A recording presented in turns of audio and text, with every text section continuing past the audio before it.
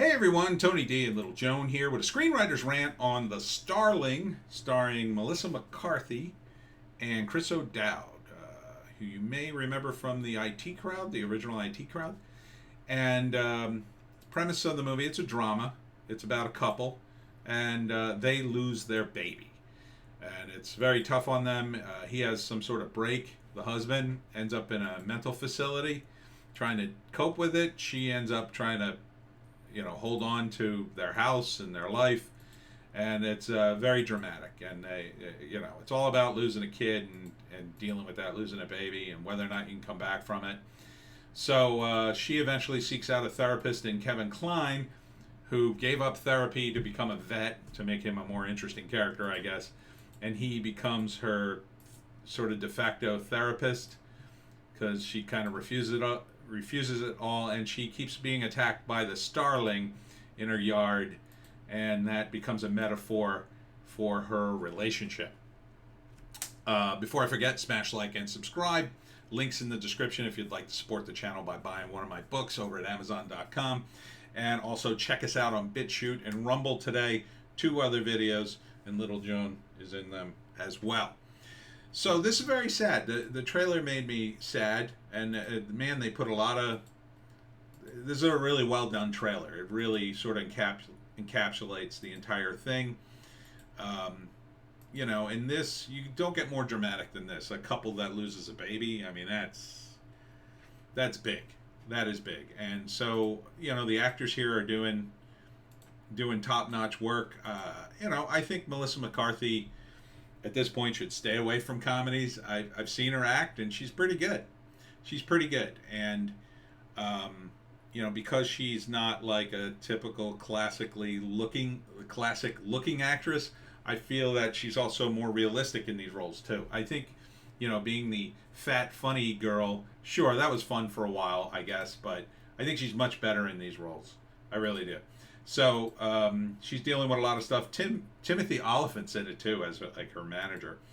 But Kevin Kline is also top notch. And let's see, written by Matt Harris, directed by Theodora Melfi, featuring original music by the Lumineers, Judah and the Lion, Nate Ruiz, and Brandy Carlisle. That's usually not a good sign when they promote the music. That's usually a bad sign in a movie. But September 24th is the drop date on Netflix. I'm not a big drama guy, typically, but, if I had to pick a drama, this would be one. I mean, there's definitely a lot of drama here. The first act's going to be, of course, all set up. They lose the baby, or maybe they lose it in flashback, and Melissa's trying to keep their life together and their house together, while her husband's just, he's falling apart, and he's in a mental facility trying to get his mental health back. And the second act, she goes to Kevin Kline, who is not really, his character's journey is going to be like, well, I gave up therapy, it was too depressing, or whatever it was. And then, he gets pulled back into it because he feels bad for Melissa McCarthy, and then realizes he can help her. And then throughout the trailer, you see that he becomes more and more like a therapist for her, and see, he's back in his therapist outfit, and then he becomes the husband's therapist, and he helps them get back together, which I would like to see. I mean, I think this would have a happy ending.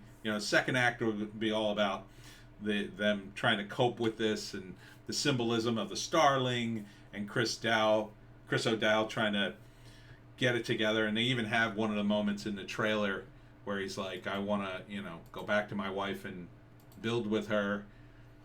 They really give away quite a bit of the movie in the trailer, but it's a good trailer. I still kind of would want to see it if I was in the mood for a drama. I think it's going to have a happy ending. And you've got a lot of complex characters here. So I think it'll be a very quality movie. I really do. So if you're looking for a good drama, I think you could do a lot worse than this. This is certainly a good-looking drama with a great cast. Seems solid all the way around. So ignore my comment about the soundtrack. It may just be that they got a good soundtrack too. The music sounded okay. So I think it will probably have a pretty hopeful ending, even though it's a very tough subject matter. A lot of people probably couldn't watch this movie. It's too, strikes too close at home. There's certain movies I can't watch. It's a little too real, and I could understand that. I had a friend who he was probably the biggest horror fan you'd ever want to meet, but he said he couldn't even watch news reports with children in danger anymore after he had his kid, because it was just too scary for him, which I found rather interesting. So the Starling, September 24th on Netflix if you want to see it. And that's it for me and Little Joan today.